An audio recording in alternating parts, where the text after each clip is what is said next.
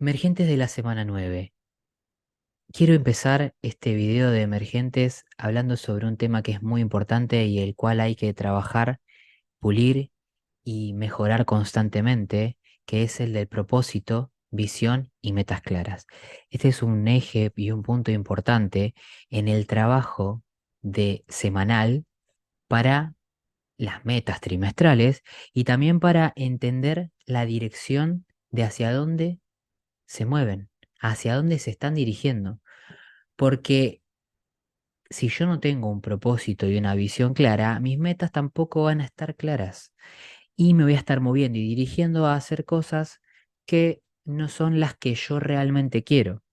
Entonces, es muy importante definir específicamente, ¿sí? O tener una idea profunda sobre cuál es mi propósito de vida.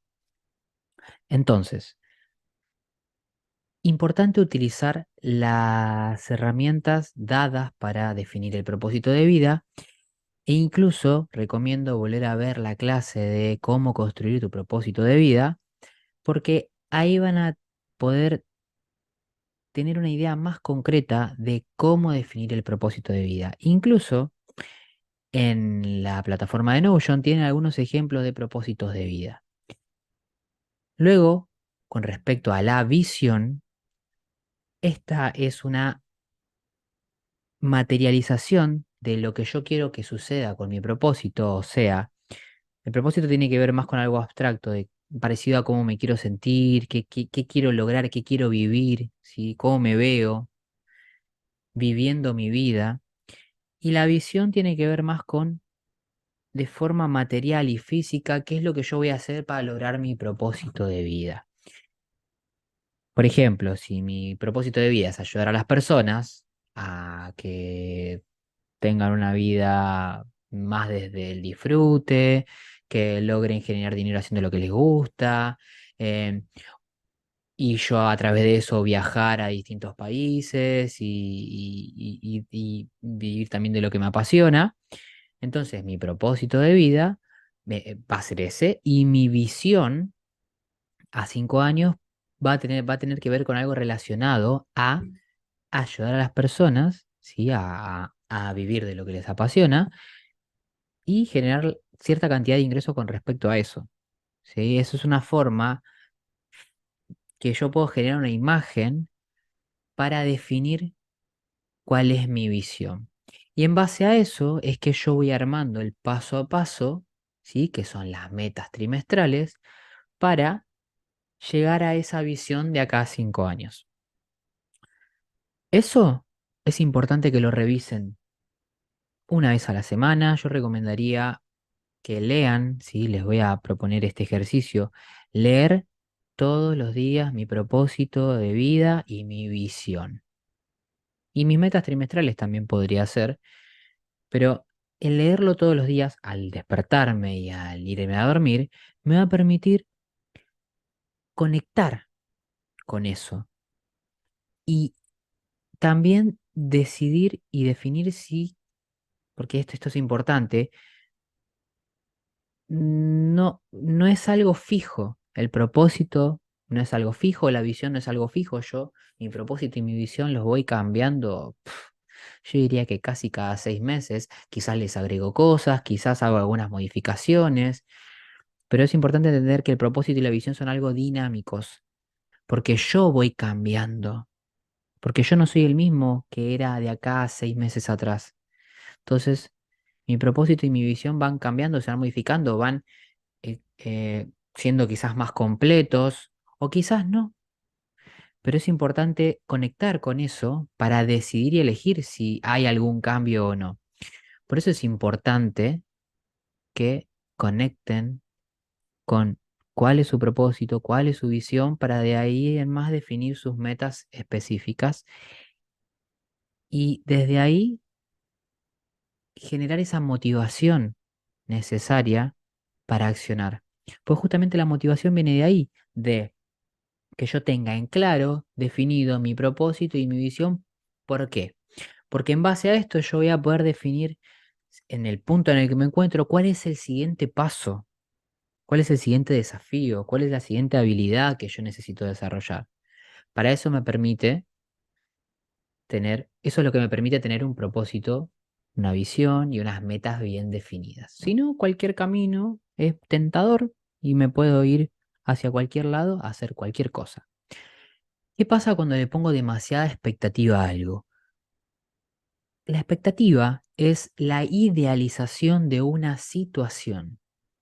¿Sí? ¿Qué significa la idealización? Que yo imagino que algo va a ser de cierta forma. Entonces, ¿qué sucede cuando le pongo demasiada expectativa a algo? Lo que va a pasar es que voy a generar sentimientos, si eso no sucede como yo quiero, por haberle puesto demasiada expectativa, voy a generar sentimientos de frustración, me voy a estresar y voy a entrar en la comparación. La frustración viene por no estar cumpliendo con esa expectativa, por no estar satisfaciendo esa expectativa, no estar logrando eso que dije que quería lograr. Y ahí entra esto que digo del estrés, porque también por querer llegar a eso, me, me estreso. Me estreso porque se está generando una diferencia muy grande, desde mi interpretación, entre dónde estoy y dónde quiero llegar. Pero más que dónde estoy y dónde quiero llegar es el tiempo en el cual yo creo que tengo que estar logrando eso. Ahí es donde entra la expectativa. Mi expectativa de decir, bueno, estoy en la base de la montaña, una montaña de 8.000 metros, y para mañana quiero estar llegando. ¿Sí? Quiero llegar mañana a escalar toda la montaña. Y si no llego, voy por mitad de camino y me empiezo a sentir mal porque no estoy cumpliendo con mi expectativa. Ahí entra el estrés. Y también otra cuestión muy importante es el tema de la comparación. ¿Con quién me estoy comparando? Si veo a alguien que ya logró cierta cosa y yo todavía no, es muy fácil entrar en la comparación. Las redes sociales permiten y el acceso que tenemos a través de Internet al mundo hace que sea muy sencillo entrar en la comparación, entrar en un proceso de, bueno, hoy en día las redes sociales nos permiten scrollear y mirar la vida de otras personas. Y es muy fácil caer en la comparación cuando hacemos eso. Por eso para algunas personas es muy estresante el proceso de estar distrayéndome o realizando una actividad de ocio, mirando redes sociales y mirando los perfiles, el contenido y las cosas que suben otras personas. Es fácil caer en, uy, yo podría estar haciendo eso, uy, yo tendría que estar haciendo eso, uy, yo quisiera tener esa vida. Y no es, uy, yo voy a proyectar esto para lograrlo de acá a 5 años. Es hoy. Hoy yo tendría que estar logrando esto. Hoy yo tendría que ser tal cosa. Hoy yo tendría que tener tal cosa. Caemos en la comparación por ponerle demasiada expectativa a las cosas. Y otra cosa que sucede es que termino enfocándome en el resultado, ¿sí? Como decía el ejemplo de la montaña. Estoy de acá. "Oh, hoy quiero llegar a subir los 8.000 metros. Bueno, y ponele que llegues hoy, ¿sí? ¿Disfrutaste del proceso? ¿Cómo te sentiste durante el camino? ¿Realmente sentiste la satisfacción de haber escalado la montaña o todo el tiempo estabas pensando en llegar, en el resultado, en el resultado, en el resultado, en el resultado? Es muy importante disfrutar del camino. Hay una película que se llama El Guerrero Pacífico donde hay una escena que ilustran mucho esto, ¿no? No quiero spoilear, pero hay una escena donde ilustran mucho esto de la importancia del viaje. Sí, si quieren ver la escena, les recomiendo que vean la película. Es una película súper profunda y muy buena. Es una de mis películas favoritas. El Camino del Guerrero. Y habla de esto que les decía de la importancia del viaje. ¿Sí? Del viaje, del disfrute, de el proceso. ¿Sí? La expectativa, una alta expectativa, lo que hace es que me haga olvidar del proceso. Eso es lo que sucede. Esto que voy a decirles ahora es exclusivamente para aquellos que estén cursando la Odisea el uso de la plataforma Notion. ¿Qué pasa con Notion? Estoy viendo en el acceso que yo tengo a la plataforma donde ustedes están subiendo en el campus sus metas y sus actividades semanales, que sí, están cumpliendo con subir las tareas semanales, pero no veo que estén marcándolas como completadas. Entonces, bueno, mi pregunta ahí sería más, ¿están completando las tareas o simplemente no las están completando o las completan y no lo marcan en la plataforma? Es importante que la utilicen para ir teniendo una, poder medir, para poder medir el resultado que van teniendo a medida que van avanzando en el proceso que están haciendo. Así que yo los invito a que usen la plataforma a conciencia y no lo automaticen, porque lo que siento es eso, justamente, que quizás, bueno, entro, pongo mis tareas semanales y ya está. Incluso había gente que estábamos por la semana 4 y ya había puesto las tareas de la semana 7, sí, por así decirlo. ¿Y por qué adelantarse? Esto que decía antes, si semana a semana va a ir siendo dinámico mis cambios y mi proceso. Está bien, sí, puede ser que vos ya tengas definidas ciertas tareas que decís, bueno, esta semana voy a hacer esto y la semana que viene también, la semana que viene también. Pero ¿por qué adelantarse? El momento de escribirlas tareas semanales es un momento de presencia, de conciencia, de decir, ok, voy a escribir que esta semana que viene voy a hacer esto y esto y esto, y conecto con cada una de esas actividades de cuán importantes son para mí, cuán urgentes son para mí. Ahí también le va a servir utilizar la matriz de Eisenhower, pero no presten atención y no automaticen los procesos, porque al automatizarlo ya es como que no estoy presente, lo hago por hacerlo solo por cumplir. Y ya les he dicho antes que esta actividad que están haciendo es para ustedes, ¿sí? Para ustedes. Esto es algo que surgió la semana pasada y que lo traje a reflexión y lo hablé en el grupo, el dejar las cosas para lo último. Esto es algo que yo ya les comenté que el problema con dejar las cosas para último momento es que yo puedo estar trasladando eso a otras áreas de mi vida, convenciéndome de que lo hago a conciencia, como dijeron en el grupo. Ah, yo lo hago mejor el fin de semana porque puedo acomodar mejor mis horarios. Estamos en una actividad, la Odisea, que uno de los ejes centrales y más importantes es la administración del tiempo. Entonces, si te podés organizar de otra forma, más conveniente, puedes probar a hacer las actividades durante la semana y ver qué resultados tenés. Porque acá hay otra cuestión. ¿Cómo saber qué cosa es mejor si no probaron hacer las actividades en la semana? Como decía antes, es fácil caer en decir, ah, yo elijo hacerlas el fin de semana porque para mí es un momento de conexión con... Bueno, yo lo que veo desde mi lugar es que están entregando las cosas así a las corridas apuradas o a último momento o incluso ver qué pasa con hacer las actividades en la semana y utilizar el momento de fin de semana de otra forma. Ir probando, ¿sí? Porque es muy fácil caer en decir, me gusta hacerlo, pero hay que ver qué tan conveniente es hacerlo el fin de semana. Siempre es conveniente aprovechar a hacer las cosas con tiempo, porque pueden surgir imprevistos, como que de repente lo programan para el fin de semana, pero el fin de semana le surge alguna cuestión y no le pueden dar la atención que querían a eso, a las actividades. Entonces, ¿por qué exponerme a la posibilidad de que no pueda hacerlo porque surja alguna situación, si yo tenía la posibilidad, podía organizarme para hacerlo durante la semana con más tiempo, mejor organizado, ¿sí? Y bueno, esta pregunta que les decía antes, Fíjense aquellas tareas que dejan para lo último, qué es lo que está reflejando en sus vidas, cuánta importancia le están dando, cuánta prioridad les están dando a esas tareas.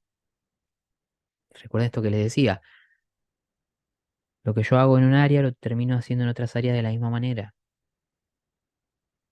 ¿Y qué significa para mí, nuevamente, la actividad que estoy haciendo, las actividades que hago en la Odisea?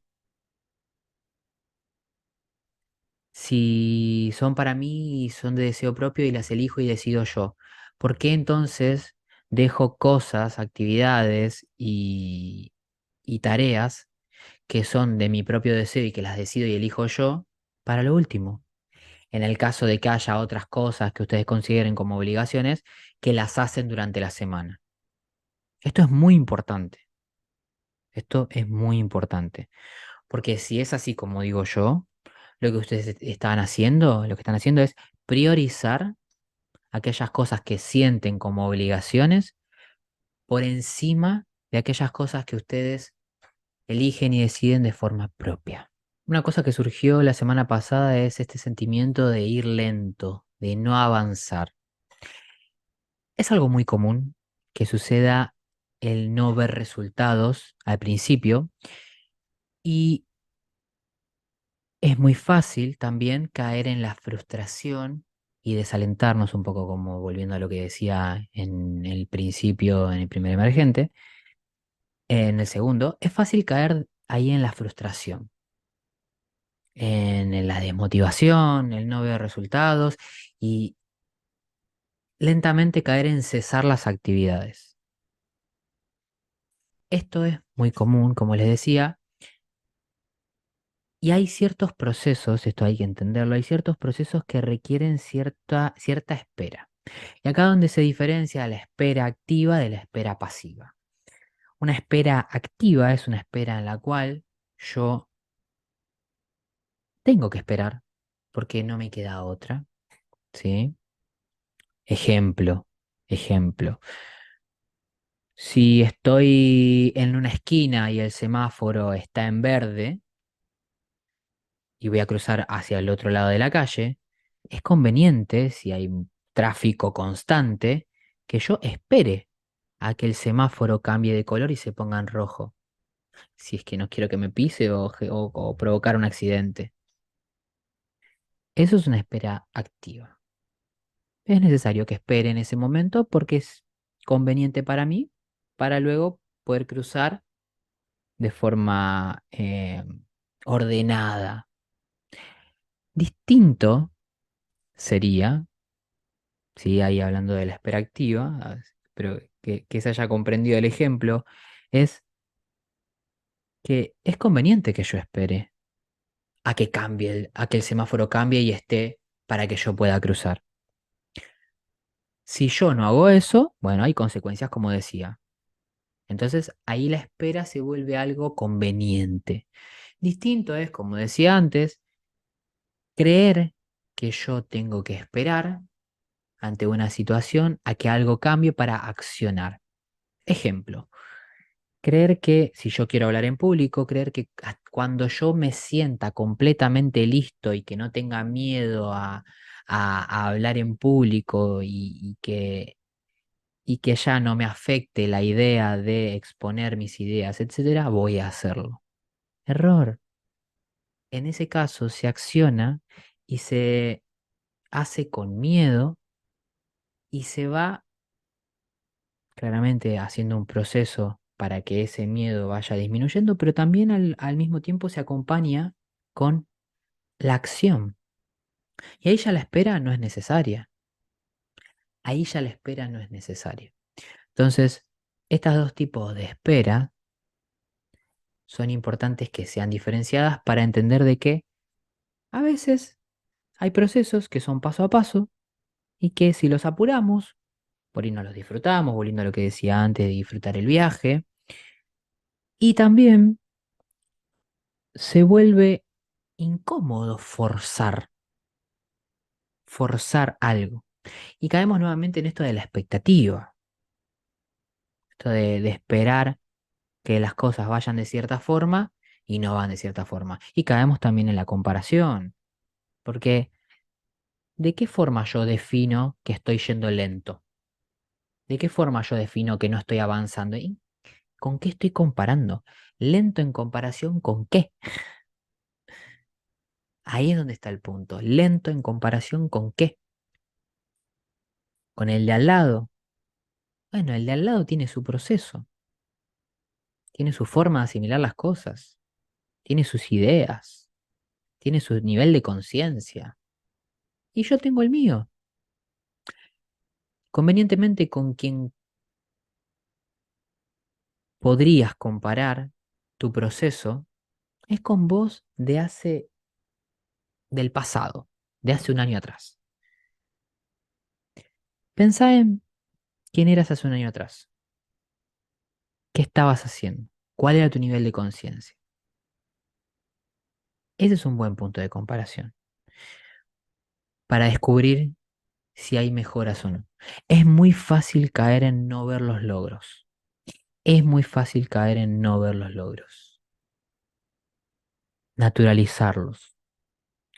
Como yo vivo constantemente conmigo día a día, se me puede pasar y no puedo notar todas las cosas que vengo logrando día a día, paso a paso, y que logré, en este caso, desde hace un año atrás hasta ahora. Vean sus avances y reconózcanlos. Y desde ahí pueden decidir, che, ¿estoy yendo lento realmente? Y caemos nuevamente en esto de la expectativa que decía. Quizás hay algo que podrías hacer para que el proceso se acelere y en el caso que no haya algo, volviendo a esto que decía de la espera activa y la espera pasiva, bajar la expectativa, bajar la expectativa. Surgió algo con respecto al enojo y al poner límites.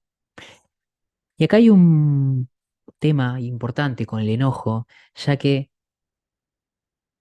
la mayoría de las veces, sí, socialmente, el enojo se percibe como algo negativo, como una emoción negativa, como algo que no está bien visto, que no es bueno. Y déjenme decirles que el enojo es una emoción y tiene una función. Cada una de las emociones que tenemos tiene funciones. La tristeza sirve para procesar una pérdida, por ejemplo. La alegría me sirve para aumentar mi energía en esos momentos y utilizarla. Y el enojo sirve, utilizado de forma efectiva, asertiva, sirve para poner límites. Se puede utilizar para poner un límite. Se puede utilizar para decir no. Hasta acá llegas. Yo no estoy de acuerdo con esto. Es muy importante expresarlo. Es muy importante darle lugar al enojo. Y acá surge algo que estuvimos hablando en la reunión anterior, que es, pero si me enojo, expreso y digo las cosas de una forma abrupta, exploto. Y justamente es así como la mayoría de las personas aprende a expresar el enojo, explotando, en vez de utilizarlo, como decía antes, simplemente para poner un límite, decir que no ante una situación no deseada y también que la otra persona pueda ver que hay algo en lo cual nosotros no estamos de acuerdo. Y después lo que hace la otra persona es cuestión de la otra persona. Pero sí, en este punto importante de esto que estaba diciendo, tomen la energía del enojo y transfórmenla en creatividad, en algo que les permita expresarse. Cambiar esta cuestión de el quedarme callado. Y acá hay un punto importante también en esto es, cuanto más me callo, más mi enojo se acerca a la agresividad, que esa es la cuestión, que no es conveniente y lo que hace ver al enojo como algo no socialmente aceptado. Verlo como que por lo general se expresa a través de la agresividad. Entonces, encuentren una forma de expresar el enojo sin llegar a eso para no callarse. Se trata de encontrar un equilibrio. ¿Sí? Cada una de las emociones tiene extremos. Entonces, lo ideal es encontrar un equilibrio. No es recomendable estar todo el tiempo alegre como el personaje de la película Intensamente. Tampoco es recomendable estar todo el tiempo triste. No es recomendable tener todo el tiempo miedo, estar todo el tiempo enojado. No es recomendable. Genera una inestabilidad interna. Entonces, hay un punto medio. Hay un punto medio. Y se trata de encontrar ese punto medio también con la emoción del enojo. Y cada uno sabrá, encontrará distintas formas, distintas vías para llegar a ese punto medio. Surgió esta cuestión de la vergüenza como obstáculo cuando quiero lograr algo. ¿Qué es la vergüenza? Sí, más que primero estaría bueno aclarar qué es la vergüenza.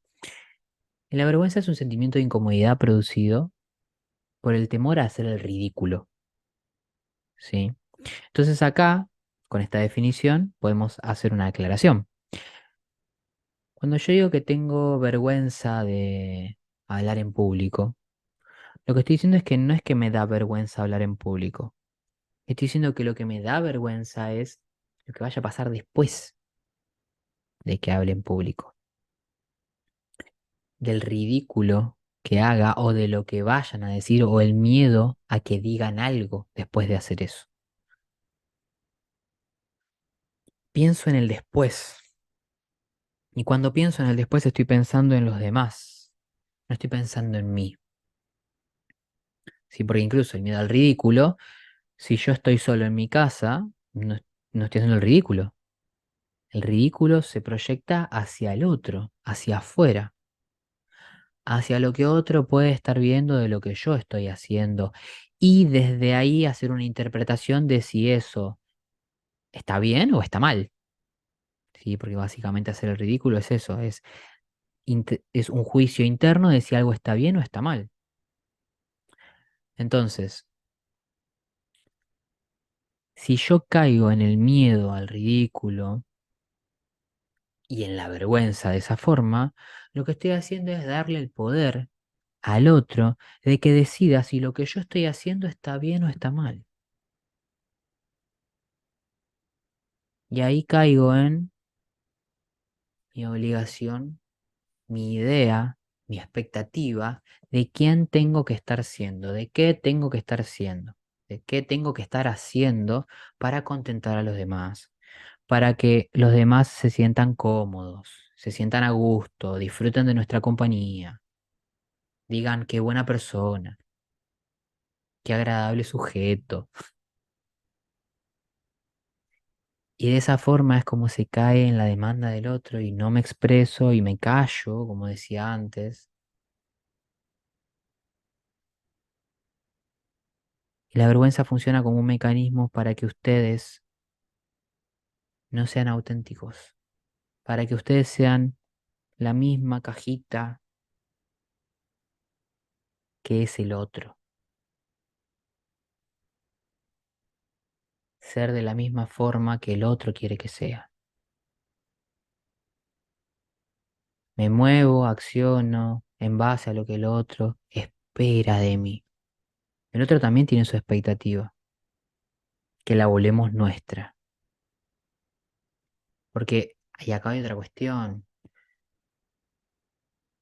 Yo exactamente no sé cuál es la expectativa del otro. Puedo suponer qué es lo que el otro espera de mí. También el otro me lo puede expresar. Pero acá vuelvo nuevamente al punto que decía antes. Si yo acepto eso, lo que estoy aceptando son las reglas del otro, la programación del otro, todo lo que el otro aprendió con respecto a la vida, a qué hay que hacer, qué hay que ser, qué hay que tener. Y así es como se entra en este inconsciente colectivo donde todos terminan pensando lo mismo o no, porque en realidad si vamos a un nivel profundo, bueno, podríamos decir todos terminan actuando de la misma forma por aparentar algo que en realidad no son. ¿Sí? Vivimos mucho en un mundo de apariencias, de aparentar algo que no se es. ¿Todo para qué? Para satisfacer la demanda del otro, para hacer lo que el otro quiere que sea.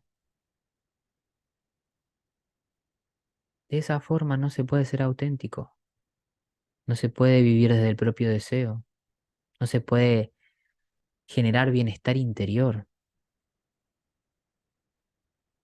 De ahí viene el sufrimiento, porque esa llama, ese fuego interno se va apagando y no lo termino satisfaciendo. Por eso, la vergüenza aparece como un mecanismo para que ustedes hagan lo que el otro desea. Y por otro me refiero a lo que ustedes tienen programado desde su ego, internamente y externamente también. Surgió esta pregunta: ¿cómo hago para soltar situaciones y miedos del pasado? El soltar situaciones y miedos del pasado tiene que ver con todo un proceso de autoconocimiento que me va a permitir generar nuevas experiencias. Acá hay una cuestión también con respecto a el pasado, está linkeado directamente con el primer punto, que es el propósito, visión y metas. Para yo poder cambiar mi pasado, tengo que crear un futuro distinto, porque mi presente va a ser consecuencia de mi pasado. Pero si yo no defino un futuro, mi presente va a ser la consecuencia de mi futuro también, en vez de la causa, porque yo no definí qué quiero hacer en mi presente distinto a mi futuro. Y mi pasado se termina convirtiendo en mi futuro. ¿Por qué? Porque vivo repitiendo, porque no suelto las situaciones del pasado. Porque para soltar las situaciones del pasado tengo que hacer algo distinto acá, en mi presente, en el lugar donde se está así, se está repitiendo mi pasado. Pero desde acá yo puedo tomar conciencia para que esto no lo siga arrastrando al futuro. Utilizo herramientas para modificar y resignificar mi pasado. Pero para eso tengo que tener un para qué, tengo que tener una dirección nueva, tengo que tener un propósito de vida. Si no, un ejemplo que me gusta dar es, si yo en el piso hago un surco por el cual va el agua y tiene un propósito, ese surco va, no sé, a los riegos, a unos cultivos. Si yo quiero algo distinto, pero no sé qué es, si yo digo, bueno, quisiera tener otros cultivos, ya estoy cansado de cultivar lo mismo. ¿Sí? Entonces digo, "Ah, ya estoy cansado de cultivar zanahoria, quiero cultivar papas". Y lo digo, pero no hago nada y voy todos los días, sigo regando y sigo cultivando y sigo sacando zanahoria. Y me enojo cuando saco zanahoria, hasta no quiero más zanahoria. Y si no estoy haciendo nada distinto, ¿para que no salga otra cosa? Van a seguir saliendo zanahorias, porque no estoy haciendo algo distinto para que salga otra cosa. Entonces me pongo a pensar y digo, ah, bueno, claro, siguen saliendo zanahorias porque yo sigo sembrando para que salgan zanahorias. Entonces, bueno, ¿qué tendría que hacer para que salgan papas? Y bueno, tendría que sembrar papas. Y si siembro papas, ahí cuando lo hago y armo este surco que decía, por el cual va a ir el agua para llegar a las papas, ahí van a crecer papas. Pero, y esto es muy importante, si yo no armé el cultivo de papas, ¿para qué iba a hacer otro surco? Y aquí es donde entra la acción con propósito. Aquí es donde yo le pongo propósito a lo que hago. Mi propósito es que quiero cultivar papas y armo un espacio para eso, ¿sí? Plantándola, no sé cómo se hacen las papas, no sé si se pone la papa o qué, me parece que se pone la raíz de la papa y crece. Y cuando lo hago, tengo papas. Pero primero tendría que armar el surco por el que vaya el agua para que me riegue los cultivos. Y ahí es donde se genera el plan de acción, donde tiene un sentido que ya haya otro surco que se dirija hacia eso. ¿Qué quiero decir con con toda esta analogía? Que para que yo haga algo distinto, tengo que tener un para qué. Tiene que haber un motivo. No es simplemente decir, ay, bueno, decirlo. Quiero plantar papas. Todos los días le digo, quiero plantar papas, quiero plantar papas. Si no hago algo distinto, voy a seguir plantando zanahoria. Y por más que diga todo el día, quiero ser feliz, que me gustaría tener otro tipo de vida, me gustaría estar tranquilo, tener paz. Si no hago algo distinto a lo que vengo haciendo hasta ahora, no va a cambiar. Mi vida no va a cambiar. Entonces, los pasos para generar un cambio y para soltar cuestiones del pasado empiezan tomando conciencia. Tomo conciencia de la situación que quiero cambiar en mi vida. Luego descubro cuál es el origen de esa situación, de dónde viene. ¿De dónde viene esa situación que quiero soltar del pasado? ¿De dónde viene esa sensación que me genera en el presente? Luego, cuando descubro la sensación, la creencia, todo lo que se arma desde el pasado hasta mi presente, lo reprogramo. ¿Cómo lo reprogramo? Poniendo el ejemplo de las papas y la zanahoria. Plantando papas y armando un surco con agua que recorra hasta donde están los cultivos para que salgan las papas. Y ahí es donde entra la acción. ¿Sí? Una vez que entiendo, sí, bueno, tengo que hacer esto, que serían todas las instrucciones, bueno, pongo la papa ya, todo, sí, pongo las raíces para que crezcan, pongo el agua, bueno, ¿y ahora qué tengo que hacer? Y tengo que regar todos los días ahora, para que salgan las papas. Hay que regar todos los días. Ahí es donde está la acción para mi programación. Ahora, si yo estoy acostumbrado a regar siempre la zanahoria y por ahí no me acuerdo de las papas, y bueno, sigo haciendo siempre lo mismo. Y acá es donde entra la importancia de tener presente esto que quiero lograr. Esto que quiero lograr. ¿Para qué quiero esto? ¿Para qué quiero lograr esto? Súper importante eso. Más allá de dónde estoy, qué quiero lograr y qué tengo que hacer para lograrlo, es ¿para qué quiero lograr eso?